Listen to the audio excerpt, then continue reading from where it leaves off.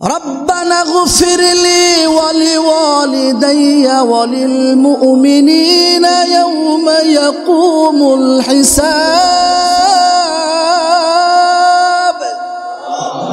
ওগো আল্লাহ তাআলা, রব্বানা গফিরলি, আপনি আমারে ক্ষমা করে দেন, ওয়ালিওয়ালিদাইয়া, এবং আমার পিতা মাতাকে ক্ষমা করে দেন, ওয়ালিল মুমিনিনা, এবং দুনিয়াতে যত মুমিন আছে সবাইকে আপনি ক্ষমা করে দেন। ওই দিন ইয়াউমা ইয়াকুমুল হিসাব, যেদিন বিচার দিবস প্রতিষ্ঠিত হবে, বিচারের দিনে আপনি আমাদেরকে মাফ করে দিয়েন।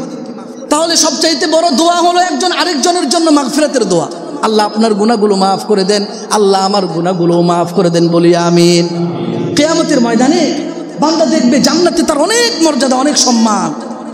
বান্দা বলবে আল্লাহ, হাদিসের মধ্যে আসছে আল্লাহ রাসূল সাল্লাল্লাহু আলাইহি ওয়াসাল্লাম বলেন, ইন্নাল্লাহা লা ইয়ারফাউদ দারাজাতা লিল আবদিস সালিহি ফিল জান্নাহ। আল্লাহ তাআলা নেককার বান্দার মান মর্যাদা জান্নাতে বাড়ায়া দিবেন। বান্দা বলবে ফায়াকুলু ইয়া রাব্বি আন্না লি হাদিহি। বান্দা বলবে আল্লাহ গো, যেই সম্মান আপনি আমারে দান করেছেন, যেই মর্যাদা আপনি আমাকে দান করেছেন, আমার হায়াতে, জীবনের হায়াতে, দুনিয়ার হায়াতে এই পরিমাণ সম্মানের আমল কোনোদিন করি নাই। এই যে আপনি আমার সম্মান দিলেন, এটা কি ভুলে দিয়ে দিছে কিনা আপনার ফেরেশতারা? আল্লাহ তাআলা বলবেন, এই আমার ফেরেশতারা কোনোদিন ভুল করে না। লা ইয়াসুনাল্লাহ মা আমরাহুম ওয়া ইয়াফআলুনা মা ইউমারুন। ফেরেশতাদেরকে যা আদেশ করা হয় সেটা তারা সেটাই করে। ফেরেশতারা কোনোদিন ভুল করতে পারে? আমার আল্লাহ বলবেন, শোনো বান্দা, জান্নাতে তোমার এতটা সম্মান, এতটা মর্যাদা, কারণ হলো বিস্তিগফারি ওয়ালাদিকা লাকা।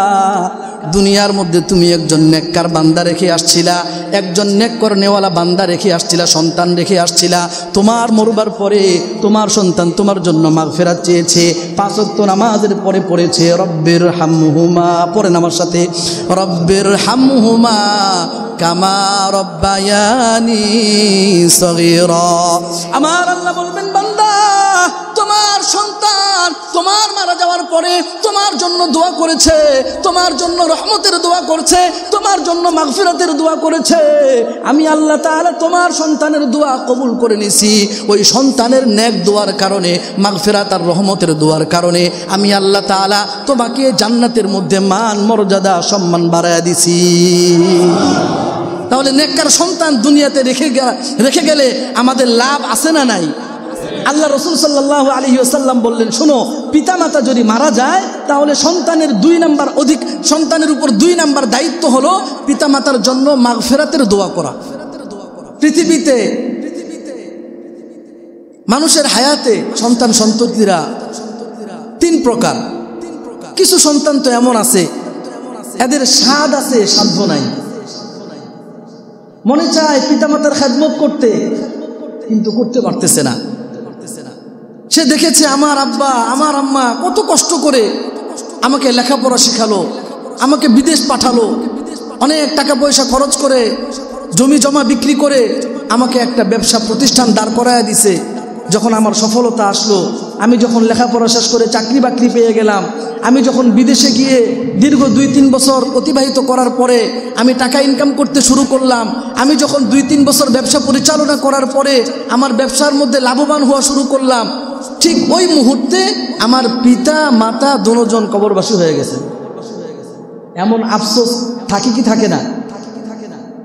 সন্তান চিন্তা করলো, আমার মা বাবা আমার জন্য বড় কষ্ট করেছে, আমি পিতা মাতার জন্য অনেক কিছু করব, লেখাপড়া করেছে, এতদিন পর্যন্ত চাকরি বাকরি করতে পারে নাই, ছোট্ট একটা জব তার হয়েছে, চাকরি হয়েছে। তার নিয়ত হলো মাসের প্রথম বেতনটা আমি মায়ের হাতে তুলে দিব, বাবার হাতে তুলে দিব। বাবা, তুমি আমার জন্য কত কষ্ট করেছো, মাথার ঘাম পায়ের মধ্যে ফেললে আমাকে তুমি লেখাপড়া করাইছো। বাংলাদেশের সব লেখাপড়া শেষ, বাহির বিশ্ব থেকেও আমাকে, বহির্বিশ্ব থেকেও আমাকে ডিগ্রির ব্যবস্থা করে দিয়েছো গো বাবা। আমার তো নিয়ত ছিল লেখাপড়া শেষ করে চাকরি বাকরি করলে পরে প্রথম স্যালারিটা, প্রথম বেতনটা তোমার হাতে তুলে দিব। এইভাবে সন্তান চিন্তা করলো, আমার মা বাবা জমি জমা বিক্রি করে দিয়ে আমাকে বিদেশ পাঠালো, ঋণ হাওলাত করে আমাকে বিদেশ পাঠালো। ঋণের টাকা পরিশোধ করতে করতে 2-3 বছর অতিবাহিত হয়ে গেছে। সন্তান পিতামাতার হাতে 2 টাকা দিতে পারে নাই। এখন যখন তার সুদিন আসলো, এখন মোটামুটি সব ঋণ হাওলাত শেষ হয়ে গেছে, পাওনা দেনা শেষ হয়ে গেছে। এখন পিতামাতাকে সন্তান দিবে, এই মুহূর্তে তার পিতামাতা দুনিয়া থেকে চলে গেছে। এমন হয় কি হয় না বলেন? তাহলে কিছু সন্তান আছে এদের স্বাদ আছে, সাধ্য নাই, মনে চাইলেও পিতামাতার খেদমত করতে পারতেছে না। যখন খেদমত করার সুযোগ আসছে তখন আর পিতামাতা দুনিয়াতে নাই, পিতামাতা দুনিয়া থেকে চলে গেছে। বলেন এমন অবস্থা আমাদের সমাজের অধিকাংশ মানুষের, কথা বলেন ঠিক কিনা? এখনো পর্যন্ত বেশিরভাগ সন্তানেরা এইটা চায় যে আমি আমার পিতামাতার খেদমত করব। কিন্তু ওই যে বললাম, এতদিন পর্যন্ত ব্যবসা বাণিজ্য করছে, লাভবান হইতে পারতেছে না, লেখাপড়া করতেছে, চাকরি বাকরি নাই, বিদেশে গেছে ঠিক আছে, কিন্তু ইনকাম করতে পারতেছে না, হাওলাত ঋণের টাকাগুলোই পরিশোধ করতে পারে নাই। যখন মোটামুটি ইনকাম করার সুযোগ হয়েছে, যখন পিতামাতার খেদমত করতে পারবে, মা বাবার হাতে 10 টাকা তুলে দিতে পারবে, ঠিক সেই মুহূর্তে সন্তান দেখলো তার পিতামাতা দুনিয়া থেকে চলে গেছে। এটা হলো এক প্রকার সন্তান, এদের স্বাদ আছে, সাধ্য নাই। আরেক প্রকার সন্তান হলো, দ্বিতীয় শ্রেণী হলো তারা পিতামাতা জীবিত আছেন, খেদমত করার সুযোগ আছে, তারা দুর্ব্যবহার করেছে, পিতামাতার সাথে ভালো আচরণ করে নাই। পিতামাতা যদি বলে তুমি ডানে যাও, সে বামে যায়, বলে বামে যাও, সে ডানে যায়। সমূহ সম্ভাবনা থাকার পরেও মা বাবার খেদমত করতে পারে নাই। কোরআন হাদিসের কথাগুলো শুনলো, ওলামায়ে কেরামের মুখ থেকে ওয়াজ নসিহত শোনার পরে এই সন্তান প্রতিজ্ঞাবদ্ধ হলো, আমি আমার জীবনে যতগুলো কাজ করেছি, আমার মা বাবা দুনিয়া থেকে চলে গেছে, এখন বোঝা যায় পিতামাতার কত দাম। মা বাবা জীবিত থাকলে বোঝা যায় না, মা বাবা যখন মৃত্যুবরণ করে তখন বোঝা যায় বাবা মায়ের কত দাম। ঠিক কিনা বলে? আপনি অসুস্থ হয়ে গেছেন, আপনার বিবি ঘরে, আপনার সন্তান ঘরে, যদি দিনদার হয় তাহলে তো জান্নাতি পরিবার। যদি দিনদার হয় তাহলে এই স্ত্রী আপনার খেদমত করতে করতে আপনি মনে করবেন যে আমি জান্নাতে নিয়ামত পেয়ে গেছি, সুবহানাল্লাহ। আরে এই পৃথিবীতে তো সবচাইতে আপন হলো স্বামী স্ত্রীর সম্পর্ক। একটা মেয়ের জন্য দুনিয়াতে সবচাইতে আপন হলো তার স্বামী। এটা ইনশাআল্লাহ স্বামী স্ত্রীর হক আলোচনা করতে গিয়ে এই পর্বটা আসবে, এই আলোচনা আসবে। তো একটা মহিলা যখন দেখে, একজন স্ত্রী যখন দেখে তার স্বামী অসুস্থ হয়ে পড়েছে, এইবার স্বামীর খেদমতে এই মহিলা, এই স্ত্রী নিয়োজিত হয়ে যায়, নিজের সব শ্রম স্বামীকে সুস্থ করার পিছনে ঢেলে দেয়। এইভাবে আল্লাহ তাআলা স্বামী স্ত্রীর যে মিল মোহাব্বত, এই মিল মোহাব্বত পয়দা করে দিছে। মানুষ যখন অসুস্থ থাকে তখন খেদমতের প্রয়োজন হয়। আপনি অসুস্থ হয়ে গেছেন, আপনার খেদমতের দরকার আছে। তো পিতামাতা যখন অসুস্থ হয়ে যায় তখন কিছু সন্তান আছে, এরা সুযোগ থাকবার পরেও পিতামাতার সাথে দুর্ব্যবহার করে। যখন মারা গেছে তখন বুঝতেছে, হায় হায় আমি অনেক বড় একটা জিনিস হাতছাড়া করে ফেলছি। হুজুরের বয়ান শোনার পরে তার অনুভূতি জাগ্রত হলো, হায় হায় রে, আমি তো আমার পিতামাতার সাথে খারাপ ব্যবহার করলাম, দুর্ব্যবহার করলাম, আমার না জানি কি হবে, এখন আমার শুধরানোর দরকার। এই যে ছেলেটা তার সামনে সুযোগ থাকবার পরেও পিতামাতার সাথে দুর্ব্যবহার করেছে, পিতামাতার খেদমত করে নাই, ওলামায়ে কেরামের ওয়াজ শোনার পরে, ওয়াজ নসিহত শোনার পরে, কোরআন হাদিসের আলোচনা শোনার পরে তার মধ্যে অনুভূতি জাগ্রত হলো। এখন সে প্রতিজ্ঞাবদ্ধ হলো, হায় হায় আমি আমার আব্বা আম্মার সাথে খারাপ ব্যবহার করেছি, এখন আমি ভালো ব্যবহার করার সুযোগ চাই। এমন কিছু সন্তান আছে না নাই? যখন মা বাবা মারা যায় তখন সে ভালো হয়ে যায়। তো মানুষ বলে, যখন আব্বা আম্মা ছিল তখন তো কদর করো নাই, এখন মা বাবা চলে গেছে, এখন তুমি আফসোস করতেছো। কথা বলেন ঠিক কিনা? একজনে বলে, মা মরলে মা পাওয়া যায়, বাবা মরলে বাবা পাওয়া যায়, কিন্তু বউ মরলে বউ পাওয়া যায় না। কথা কি ঠিক আছে না উল্টা? এলাকার মানুষেরা জিজ্ঞেস করলো, কিসের জন্য তুমি এই কথা বলো? বলে, ভাই শুনেন, আমার বাবা যখন মারা গেছে তখন এলাকার মুরব্বি যারা আছে, চাচা জেঠা, তারা আমার কাছে আসছে, ও সন্তান, ভাতিজা, ভাগিনা, কান্না করিস না, তোর বাবা মারা গেছে তো কি হয়েছে, আমরা তো আছি। আমার মা যখন মারা গেল, এলাকার মুরব্বিয়ানে কেরাম আমার জ্যাঠি আমার মামিরা আমার কাছে আসলো, আমার খালারা এসে আমার মাথায় হাত বুলাইয়া দিল, বাবা কান্না করিস না, তোর মা মারা গেলে কি হয়েছে, আমরা তো তোর মা আছি, আমরাই তোকে দেখাশোনা করব, মন খারাপ করবি না। আর যখন আমার বউ মারা গেল, এলাকার কোনো মহিলা এসে বলল না তুমি কান্না কইরো না, তোমার বউ মারা গেলে কি হয়েছে, আমরা তো আছি। তো চিন্তা করতেছে কথা তো ঠিক, বউ মরলে বউ পাওয়া যায় না, মা বাবা মরলে মা বাবা পাওয়া যায়, আসলে কি কথা ঠিক না বেঠিক? আরে ওরা হলো আসল আব্বা আম্মা। যারা আসতেছে আপনার গায়ে হাত বুলাইতেছে, তোর বাবা মারা গেছে পেরেশান হইস না, আমি আছি, আমি তোর বাবা হিসেবে আছি, তোর মা মারা গেছে বাবারে আমি তোর মা হিসেবে আছি। এই যে বাবা আর মা মারা যাওয়ার পরে আরো 10-15-20 জন আমার বাবা মা হিসেবে দাঁড়ায় যাইতেছে, এরা আসল মা বাবা না নকল মা বাবা? আরে আসল বাঘ আর কাগজে বাঘ সমান। হ্যাঁ, তো সন্তান চিন্তা করলো সারাটা জীবন আমার মা বাবা যখন জীবিত ছিল খেদমত করি নাই, মা বাবা মারা যাওয়ার পরে তার মধ্যে অনুভূতি তৈরি হলো, এই লোকটা এখন পিতামাতার খেদমত করতে চায়, তার জন্য কোনো অপশন শরীয়ত ইসলামী শরীয়তের মধ্যে আছে না নাই? 2 প্রকার। 3 প্রকার হলো পিতামাতার সাথে, এই যে আগের যে 2 প্রকারের কথা বললাম, প্রথম হলো সাদ আছে সাধ্য নাই, সেও চায় পিতামাতার খেদমত করবে মরার পরে, এখন তো মারাই গেছে, প্রথম শ্রেণী, সেও চায় পিতামাতার খেদমত করবে মরার পরে। আবার দ্বিতীয় শ্রেণী, যে পিতামাতার সাথে দুর্ব্যবহার করেছে, এই অবস্থায় মারা গেল, ওয়াজ নসিহত শোনার পরে, কোরআন সুন্নাহর কথাগুলো শোনার পরে তার মধ্যে অনুভূতি জাগ্রত হয়েছে আমার পিতামাতার খেদমত করা দরকার, এখন মা বাবা মারা যাওয়ার পরে পিতামাতার খেদমত করতে তার মনে চায়, ঠিক কিনা? এটা হলো 2 প্রকার। 3 নম্বর প্রকার হলো পিতামাতা যখন জীবিত ছিল তখন খেদমত করছে, যথাসাধ্য করছে, চাওয়ার আগ দিয়া সবকিছু এনে দিয়েছে, নিজের সন্তানকে দেওয়ার আগে মা বাবার হাতে তুলে দিছে, এমন সন্তান আছে না নাই? হাদিসের মধ্যে তো আমরা বলেছিলাম মা বাবাকে দুধ পান করানোর আগে সন্তানদেরকে দুধ পান করায় নাই, এমন আছে না নাই বলেন?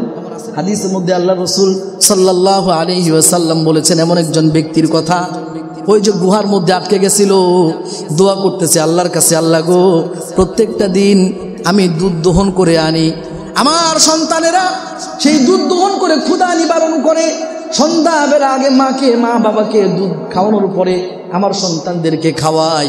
একদিন এসে দেখলাম আমার মা বাবা ঘুমন্ত, সন্ধ্যাবেলায় তারা ঘুমায়া গেছে, আমার পেয়ালা, আমার হাতে বর্তন, পেয়ালার মধ্যে দুধ আছে, আমার সন্তানেরা ক্ষুধার তাড়নায় ছটফট করতেছে, আমারে দুধ দেন দুধ দেন। আমি আমার সন্তানদেরকে দুধ দেই নাই, কারণ হলো প্রত্যেকটা দিন আগে আমার পিতামাতারে পান করাই, এরপরে সন্তানদেরকে পান করাই। আমার পিতামাতার ঘুম ভাঙলে পরে আগে পিতামাতাকে পান করাইছি, এরপরে সন্তানদেরকে পান করাইছি।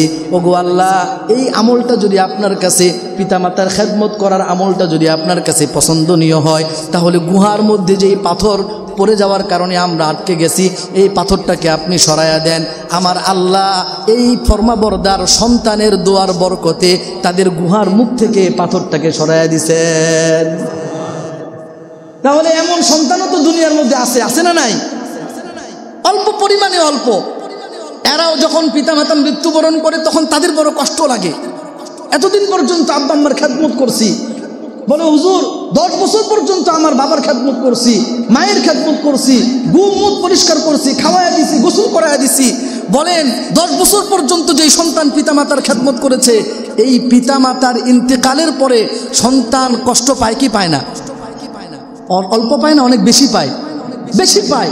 আমার বাবা মারা গেছে কয়েকদিন আগে, প্রায় 8 বছর পর্যন্ত আমার মা খেদমত এমনভাবে খেদমত করছে, আমি এমন মেয়ে আর এমন মহিলা আর দেখিনি। আমার মা বলে বলতেছি না, একবারে মুখ পরিষ্কার করা, হ্যাঁ বিছানার থেকে নামানো, বিছানায় উঠানো, কত যে কষ্ট।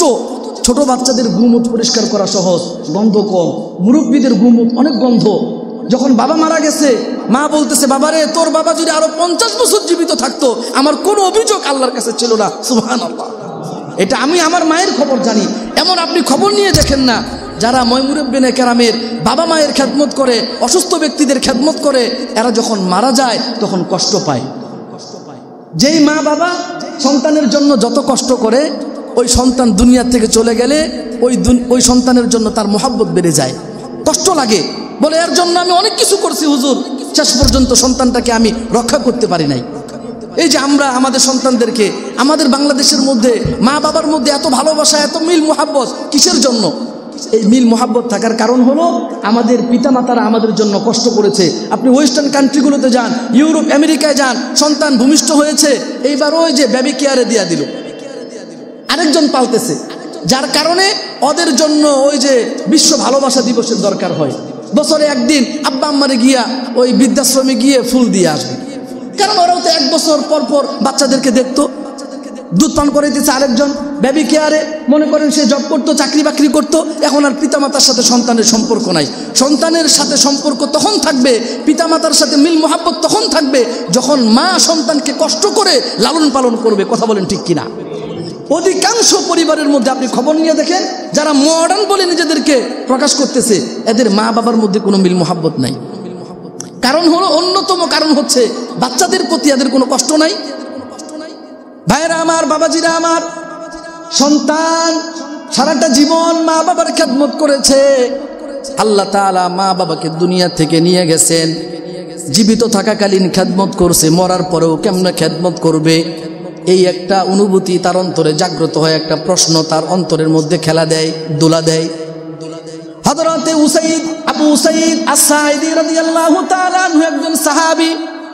3 শ্রেণীর মানুষ, তো এই 3 শ্রেণীর মানুষ সবাই চাইতেছে আমি মরার পরে, পিতামাতার মরার পরে খেদমত করব, সুযোগ কোথায়? আপনার মনের মধ্যে যেমন এমন প্রশ্ন আছে, সাহাবায়ে কেরামের মনের মধ্যেও প্রশ্ন ছিল কি ছিল না? কথা বলেন না, ছিল নি? আমাদের মতোই তো তারা মানুষ ছিলেন। আরে আমরা যেমন আব্বা আম্মার খেদমত করতে চাই, সাহাবায়ে কেরাম তো আরো বেশি করতে চাইতেন। যেই কোরআন হাদিসের কথা শুনে আপনার আমার মধ্যে আগ্রহ জাগতেছে, ওই কোরআন হাদিসের কথা তো সাহাবায়ে কেরাম নবীজির মুখ থেকে শুনছেন। সুবহানাল্লাহ। একজন সাহাবী আল্লাহ রাসূল সাল্লাল্লাহু আলাইহি ওয়াসাল্লামের কাছে আসলেন। আবু উসাইদ আস-সাঈদী রাদিয়াল্লাহু তাআলা আনহু বলেন, বাইনামা নাহনু জুলুসুন ইনদা রাসূলিল্লাহি সাল্লাল্লাহু আলাইহি ওয়াসাল্লাম, আমরা রাসূলুল্লাহর কাছে বসা ছিলাম।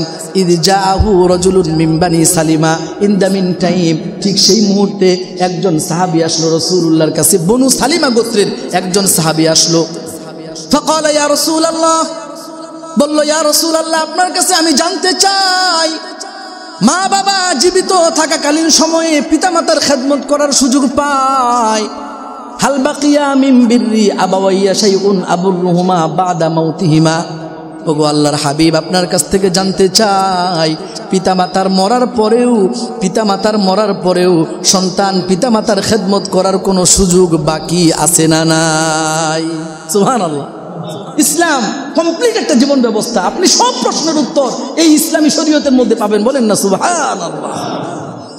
আল্লাহ রাসূল সাল্লাল্লাহু আলাইহি ওয়াসাল্লাম বললেন, নাম, এই সাহাবী, 5টা আমল তুমি করতে পারো। পিতামাতার মরার পরেও তোমার উপরে 5টা দায়িত্ব থাকে, 5টা হক থেকে যায়। কয়টা?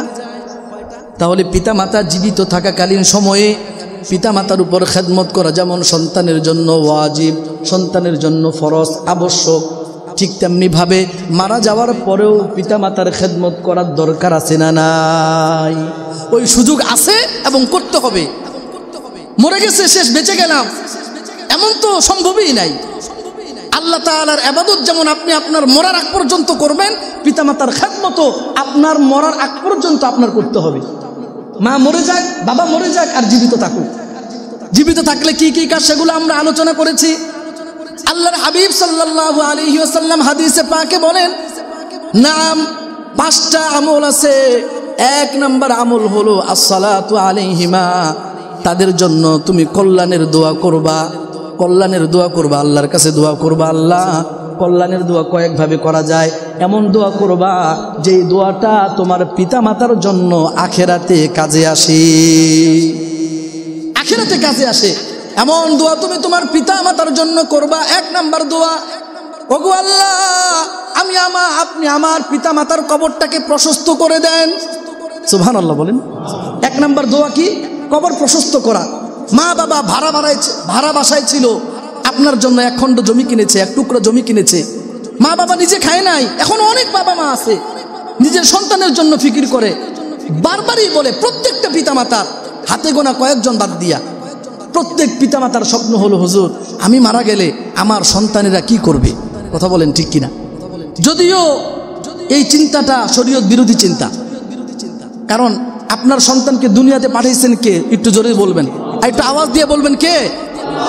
আপনার সন্তানের রব কে? আপনার সন্তানের রিজিক দাতা কে? আপনার সন্তানকে পালনেওয়ালা কে? যেই আল্লাহ আপনার সন্তানকে দুনিয়াতে পাঠাইছেন, ওই আল্লাহ আপনার সন্তানের রিজিকের ব্যবস্থা করে দিবেন। কথা বলেন ঠিক কিনা? আপনি এখানে জরিপ করেন, এই এলাকার মধ্যে যতগুলো বাড়ি উঠছে, যারা মূল বাড়ির মালিক, ছেলেরা না, মূল বাড়ির মালিক, আপনি খোঁজ নিয়ে দেখবেন মূল বাড়িওয়ালার বাবা তার জন্য কিছু করে নাই, বাড়ি করে দেওয়া যায় নাই, নিজেই করছে। তো মনে করেন একজন লোক, সে নিজে একটা বাড়ি বানাইলো, তার বাবা কিচ্ছু করে নাই। সে যদি বাড়ি বানাইতে পারে, আপনার সন্তানকে আপনি যোগ্য করে তুলবেন, তারে আপনি যোগ্যতা দিয়ে দিবেন, তোমার আমি যোগ্য করে তুললাম, আমি যেমন বাড়ি বানাইছি, মরার আগে এই বাড়ি আমি আল্লাহর রাস্তায় দান করে দিব, তোমাকে যোগ্য করে দিয়েছি, তুমিও এমন বাড়ি বানাইবা। বহু আগে একটা পত্রিকায় আমি একটা নিউজ পড়েছিলাম, খুব ছোট্টবেলা, আমার মনে নাই, এতটুকুন মনে আছে, আমেরিকার একজন দাতব্য সংস্থাকে, অনেক বড় একজন দাতা, কোটি কোটি মিলিয়ন বিলিয়ন ডলারের সে মালিক, মরার আগ দিয়ে দাতব্য সংস্থাকে সব সম্পত্তি লিখে দিল।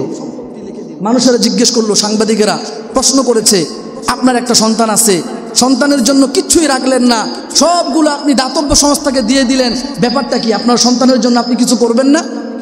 তিনি খুব চমৎকার একটা উত্তর দিয়েছেন। যদিও তিনি অমুসলিম, কিন্তু তার চিন্তা ভাবনা ইসলামের সাথে যায়।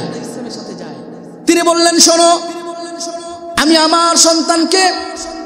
আমার সন্তানের ব্যাপারে পরিষ্কার ঘোষণা করলাম, আমার সন্তান যদি যোগ্য হয়, আমার সম্পদের তার কোনো প্রয়োজন নাই। আমার সন্তান যোগ্য হলে আমি যেই পরিমাণ সম্পদ আমার যোগ্যতা বলে কামাই করেছি, আমার সন্তানও তার যোগ্যতা বলে এর থেকেও ডবল সম্পদ কামাই করতে পারবে।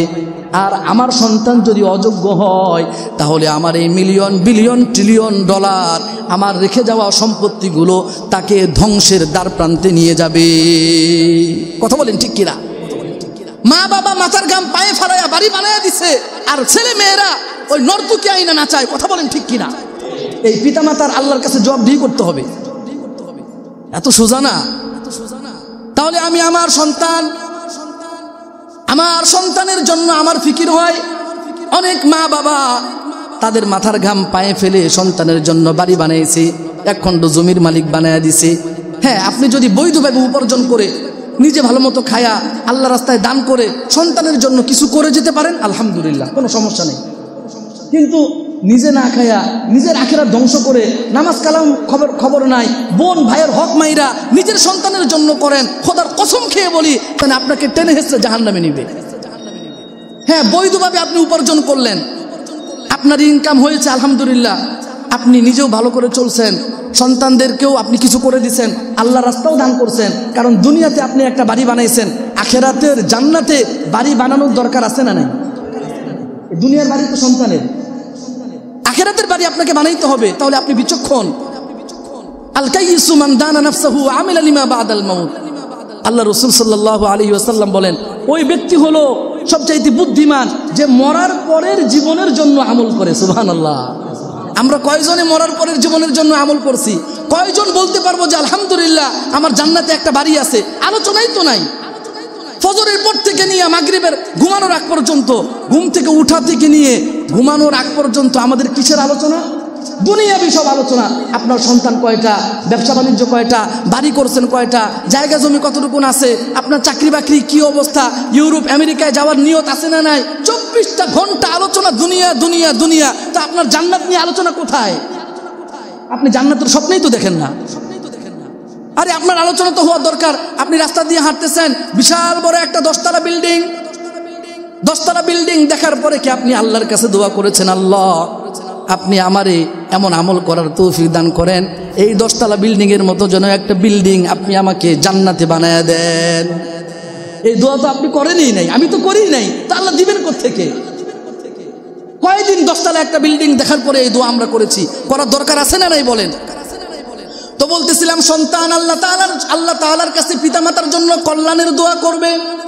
ওগো আল্লাহ, আমার পিতামাতা আমার জন্য থাকবার ঘরের ব্যবস্থা করে দিয়েছে, আমার ঘরটা সংকীর্ণ ছিল, পিতামাতার সাথে আমরা একটা ভাড়া বাসায় ছিলাম, এখন পিতামাতা বৈধভাবে উপার্জন করে আমার জন্য এক খণ্ড জমির ব্যবস্থা করেছে, একটা ঘরের ব্যবস্থা করে দিয়েছে। আমার পিতামাতা আমার ঘরটা প্রশস্ত হওয়ার ব্যবস্থা করে দিয়েছে। ওগো আল্লাহ, আপনার কাছে দোয়া করি আপনি আমার পিতামাতার কবরটাকে প্রশস্ত করে দেন। 1 নম্বর কল্যাণের দোয়া। 2 নম্বর কল্যাণের দোয়া হলো, আল্লাহ আমার পিতামাতার কবরটাকে আপনি রওজাতুম মিন রিয়াজিল জান্নাহ বানায় দেন। সুবহানাল্লাহ বলেন। 2 নম্বর দোয়া কি? রওজাতুম মিন রিয়াজিল জান্নাহ বানায় দেন। আল্লাহর হাবিব সাল্লাল্লাহু আলাইহি ওয়াসাল্লাম বলেন, আল কবরু রওজাতুম মিন রিয়াজিল জান্নাহ আও হুফরাতুম মিন হুফারিন নারি। কবর 2 প্রকারের হবে, একটা হবে হয়তো জান্নাতের টুকরাগুলোর মধ্যে একটা টুকরা হবে, অথবা জাহান্নামের গর্তগুলোর মধ্যে একটা গর্ত হবে কবর।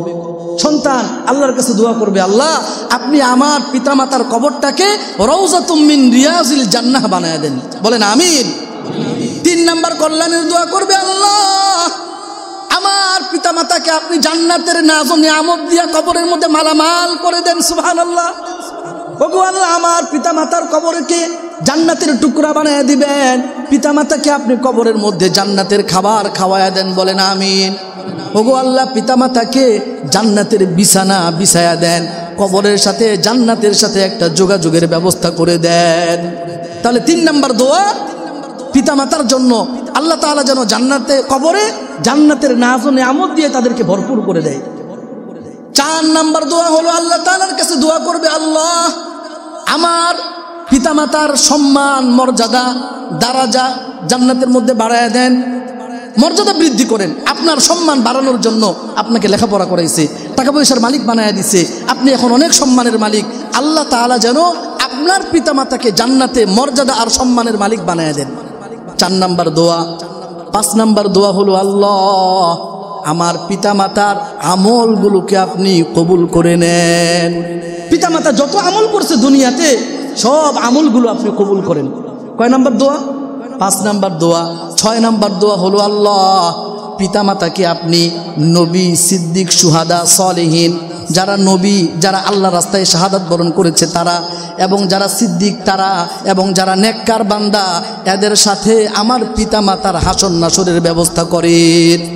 6 নম্বর দোয়া। 7 নম্বর দোয়া, সর্বোপরি আল্লাহ জান্নাতুল ফেরদাউসে আমার নবী সাল্লাল্লাহু আলাইহি ওয়াসাল্লামের সাথে ইল্লিয়িন নামক জায়গায় আমার আব্বা আম্মাকে আপনি অবস্থান দান করেন। এটা হলো কল্যাণের দোয়া।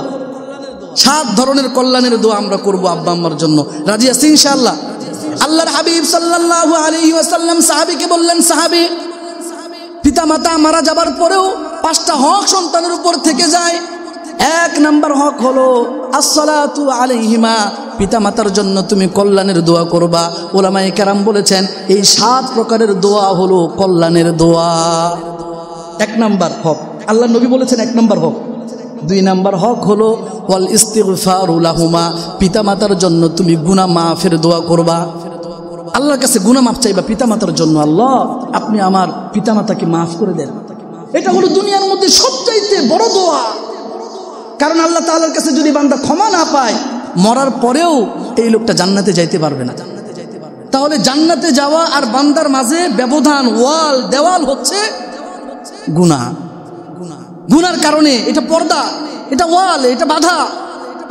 এইটা যদি কোনো মতো সরে যায়, সন্তানের দোয়ার বরকতে যদি আমার আল্লাহ পিতামাতার গুনাহগুলোকে মাফ করে দেন, তাহলে মরা দেরি, সাথে সাথে জান্নাতে যাওয়া দেরি না।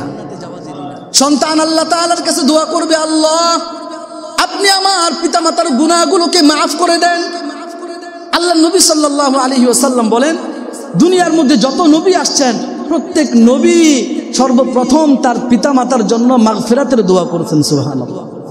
হযরত নূহ আলাইহিস সালাতু ওয়াস সালাম আল্লাহ তাআলার কাছে দোয়া করতেছেন। সূরাত নূহের একবারে শেষ আয়াতে আল্লাহ তাআলা খুব চমৎকার বলেছেন। আল্লাহ তাআলা বলেন, রব্বিগফিরলি ওয়ালিওয়ালিদাইয়া ওয়ালিমান দাখালা বাইতিয়া মুমিনান ওয়ালিল মুমিনিনা ওয়াল মুমিনাত।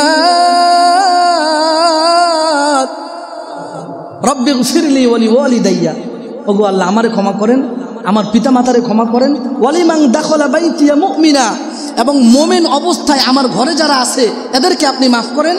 কারণ মোমেন অবস্থায় তার স্ত্রী তার ঘরে নাই, হযরত নূহ আলাইহিস সালাতু ওয়াস সালামের স্ত্রী ঈমান আনে নাই, এই কারণে তিনি এই কথা বলেছেন, মোমিন অবস্থায় আমার ঘরে যারা অবস্থান করতেছে ঈমানদার অবস্থায় এদেরকে আপনি মাফ করে দেন। ওয়ালিল মুমিনিনা ওয়াল মুমিনাত, কিয়ামতের আগ পর্যন্ত যত মুমিন নর নারী আছে সবাইকে আপনি মাগফিরাত দান করেন। তাহলে হযরত নূহ আলাইহিস সালাতু ওয়াস সালাম আমাদের জন্য মাগফিরাতের দোয়া করেছে। সুবহানাল্লাহ বলেন, এটা আওয়াজ দিয়ে বলেন না সুবহানাল্লাহ। আয় আল্লাহ, আপনি হযরত নূহ আলাইহিস সালাতু ওয়াস সালামকে মাফ করে দেন, এটা আওয়াজ দিয়ে বলেন। আরে নূহ আলাইহিস সালাম আমাদের জন্য দোয়া করেছেন, তাহলে আমরা নূহ আলাইহিস সালাতু ওয়াস সালামের জন্য দোয়া করার দরকার আছে না নাই? আমি বলবো, আপনারা আমিন বলবেন। হে আল্লাহ, হযরত নূহ আলাইহিস সালামকে আপনি মাফ করেন, তার পিতা মাতাকে আপনি মাফ করেন। তিনি দোয়া করেছেন কিয়ামতের আগ পর্যন্ত যত মুমিন নরনারী আছে আপনি সবাইকে মাফ করে দেন। তিনি আমাদের জন্য দোয়া করেছেন, আমরাও তার জন্য দোয়া করলাম। কবুল করার মালিক কে? হযরত ইব্রাহিম আলাইহিস সালাতু ওয়াস সালাম আল্লাহর কাছে দোয়া করতেছেন মাগফিরাতের। রব্বানা গফিরলি ওয়া লিওয়ালিদাইয়া ওয়া লিল মুমিনিনা ইয়াওমা ইয়াকুমুল হিসাব। ওগো আল্লাহ তাআলা, রব্বানা গফিরলি, আপনি আমারে ক্ষমা করে দেন, ওয়ালি ওয়ালিদাইয়া, এবং আমার পিতা মাতাকে ক্ষমা করে দেন, ওয়ালিল মুমিনিনা, এবং দুনিয়াতে যত মুমিন আছে সবাইকে আপনি ক্ষমা করে দেন। ওই দিন ইয়াউমা ইয়াকুমুল হিসাব, যেদিন বিচার দিবস প্রতিষ্ঠিত হবে, বিচারের দিনে আপনি আমাদেরকে মাফ করে দিয়েন। তাহলে সবচাইতে বড় দোয়া হলো একজন আরেকজনের জন্য মাগফিরাতের দোয়া। আল্লাহ আপনার গুনাহগুলো মাফ করে দেন, আল্লাহ আমার গুনাহগুলো মাফ করে দেন, বলি আমিন। কিয়ামতের ময়দানে বান্দা দেখবে জান্নাতে তার অনেক মর্যাদা, অনেক সম্মান। বান্দা বলবে আল্লাহ, হাদিসের মধ্যে আসছে আল্লাহ রাসূল সাল্লাল্লাহু আলাইহি ওয়াসাল্লাম বলেন, ইন্নাল্লাহা লা ইয়ারফাউদ দারাজাতা লিল আবদিস সালিহি ফিল জান্নাহ, আল্লাহ তাআলা নেককার বান্দার মান মর্যাদা জান্নাতে বাড়ায়া দিবেন। বান্দা বলবে ফায়াকুলু ইয়া রাব্বি আন্না লি হাদিহি, বান্দা বলবে আল্লাহ গো, যেই সম্মান আপনি আমারে দান করেছেন, যেই মর্যাদা আপনি আমাকে দান করেছেন, আমার হায়াতে, জীবনের হায়াতে, দুনিয়ার হায়াতে এই পরিমাণ সম্মানের আমল কোনোদিন করি নাই। এই যে আপনি আমার সম্মান দিলেন, এটা কি ভুলে দিয়ে দিছে কিনা আপনার ফেরেশতারা? আল্লাহ তাআলা বলবেন, এই আমার ফেরেশতারা কোনোদিন ভুল করে না। লা ইয়াসুনাল্লাহ মা আমরাহুম ওয়া ইয়াফআলুনা মা ইউমারুন, ফেরেশতাদেরকে যা আদেশ করা হয় সেটা তারা সেটাই করে। ফেরেশতারা কোনোদিন ভুল করতে পারে? আমার আল্লাহ বলবেন, শোনো বান্দা, জান্নাতে তোমার এতটা সম্মান, এতটা মর্যাদা, কারণ হলো বিস্তিগফারি ওয়ালাদিকা লাকা। দুনিয়ার মধ্যে তুমি একজন নেককার বান্দা রেখে আসছিলা, একজন নেক করনেওয়ালা বান্দা রেখে আসছিলা, সন্তান রেখে আসছিলা।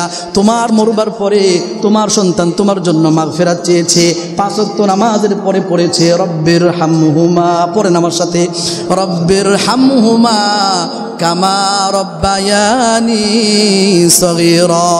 আমার আল্লাহ বলবেন, বান্দা, তোমার সন্তান তোমার মারা যাওয়ার পরে তোমার জন্য দোয়া করেছে, তোমার জন্য রহমতের দোয়া করছে, তোমার জন্য মাগফিরাতের দোয়া করেছে। আমি আল্লাহ তাআলা তোমার সন্তানের দোয়া কবুল করে নিছি।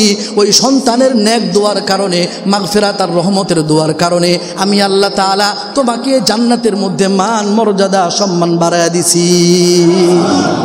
তাহলে নেককার সন্তান দুনিয়াতে রেখে গেলে আমাদের লাভ আছে না নাই? আল্লাহ রাসূল সাল্লাল্লাহু আলাইহি ওয়াসাল্লাম বললেন, শোনো, পিতামাতা যদি মারা যায় তাহলে সন্তানের 2 নাম্বার অধিক, সন্তানের উপর 2 নাম্বার দায়িত্ব হলো পিতামাতার জন্য মাগফিরাতের দোয়া করা, পিতামাতার জন্য ক্ষমা চাওয়া। আরও 3টা হকের কথা বলেছেন। আল্লাহ তাআলা যদি তৌফিক দান করেন, বাকি 3 হকের আলোচনা আগামী পর্বে হবে। আয় আল্লাহ, আপনি আমাদেরকে পিতামাতা যাদের জীবিত আছে, জীবিত থাকাকালীন তাদের খেদমত করে জান্নাত কামাই করার তৌফিক দান করেন। আয় আল্লাহ, যাদের পিতামাতা কবরবাসী হয়ে গেছেন, পিতামাতার জন্য মাগফিরাত, পিতামাতার জন্য কল্যাণের দোয়া করার তৌফিক দান করে দেন। আয় আল্লাহ, আমাদের সন্তানদেরকেও আপনি নেককার সন্তান হিসেবে কবুল করে নেন। ওয়া আখিরু দাওয়ানা আনিল হামদুলিল্লাহি রাব্বিল আলামিন।